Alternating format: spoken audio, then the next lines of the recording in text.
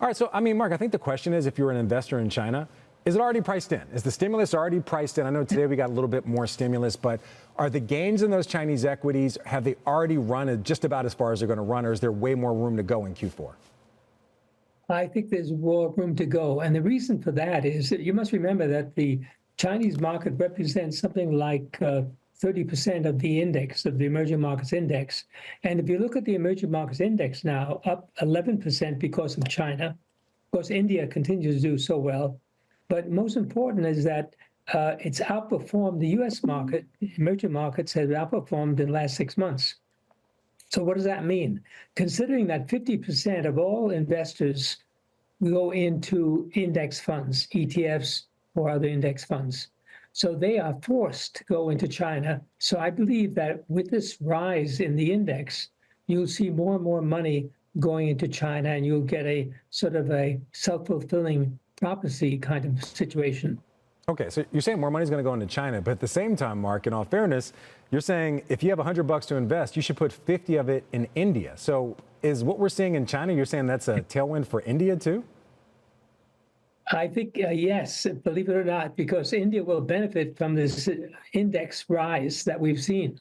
So more and more money will go into the index, and that includes India, it includes China, it includes other markets. Even South Africa is up by almost 10% recently. So you're going to see emerging markets now on a roll as a result of this situation. China is really leading the pack, but India is continuing to do very, very well. I do have to ask you, aren't China and India technically competitors for a lot of the things that are going to create a tailwind in the markets? I mean, for production, for tech, for development of software and things like that. Aren't they actually bumping heads? So how can a tailwind for one be a tailwind for the other? To some extent, that's true. But you must remember that wages in China have gone up. As you know, the population is shrinking. So the number of workers available for the high labor-intensive industries is shrinking in China, and that must move to India. So you're seeing more and more Chinese companies going to India to establish factories. You see Taiwan companies going to India for factories. So you're going to see more and more of that. So in some ways, what's happening in China will help India, but on the other side, India will not lose out, because remember, in the tech sector, the government in India is really moving very fast to encourage local production.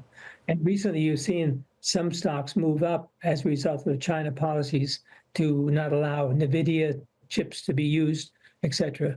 All right, one last question for you. You're also bullish on gold. You say about 10% of a portfolio should be in gold right now. Is that on the thesis that central banks are going to keep buying gold, or is there some other reason why you're still bullish on gold? Well, that's one thing, central banks buying, but most importantly, India. You must remember that per capita income in India is moving at a very high pace, upwards. And Indians believe in gold. They use it at weddings for gifts, and they use it as a store of value, as money. So I think the Indian so you're saying buying it's consumer demand that's going to. You're saying it's consumer demand. That's the other tailwind for it. Exactly. It'll be consumer demand, but as you notice, the central banks continue to buy on the back of concern regarding the US dollar.